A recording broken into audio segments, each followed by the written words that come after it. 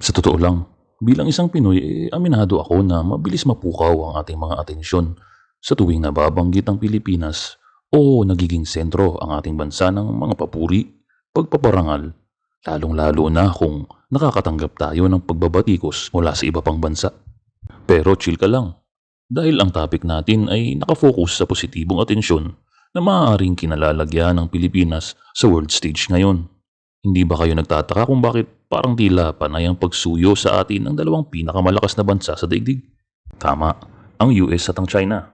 Pero kung maaalala nyo bago yan, noon pa man madami na ang sumubok na sumakop sa perlas ng silanganan.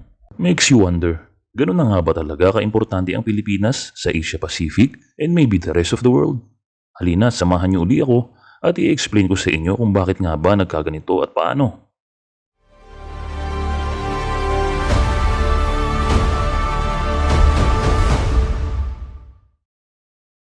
Dahil yan mga katito sa tinatawag na geopolitical significance ng Pilipinas.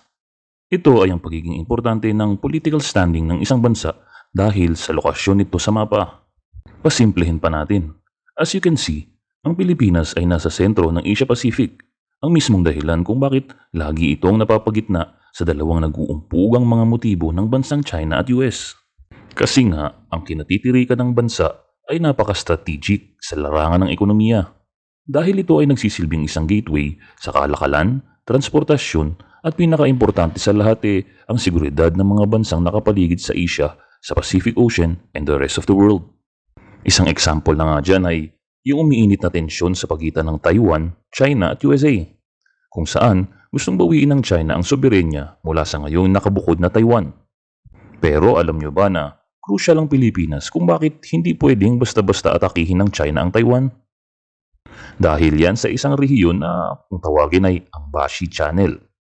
Ito ay bahagi ng karagatan na pinagigitnaan ng Taiwan at Pilipinas. Sinasabing ito ang magiging pinakamalaking balakid sa pinaplanong pagsakop ng China sa Taiwan. Sa madaling salita ay isa itong choke point kung saan if magiging maganda ang alyansang US at Pilipinas ay magkakaroon ito ng pagkakataon para mag-set up ng mga pangdepensa sa pinakatuktok ng mga isla ng Pilipinas. Enough para madepensahan ng maigi ang kaalyansang Taiwan mula sa invading army ng China. At siyang tuluyang pipilay sa Air Force, Navy, submarine at kahit supply chain ito sa lugar. Ganong kabaliktaran naman ito ang mangyayari kung China naman ang papanigan ng Pilipinas, ay mahihirapan ng US at Taiwan magdepensa sa kanilang soberenya.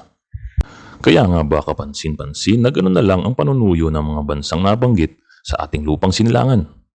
Nakaka-proud na halong nakakatakot din kasi laging nakadepende sa kung sinong nakaupong pangulo ang kahihinatnan ng ating bansa sa pandaigdigang kalakaran na tulad nito. Dahil sa huli, worst comes to worst at hindi na mapipigilan ng full-scale war, kailangan nating mamili kung kanino tayo kakampi. At pag dumating ang oras na yun, noon na lang natin malalaman kung tama ba ang naging mga desisyon natin sa pagluklok sa ating mga pinuno.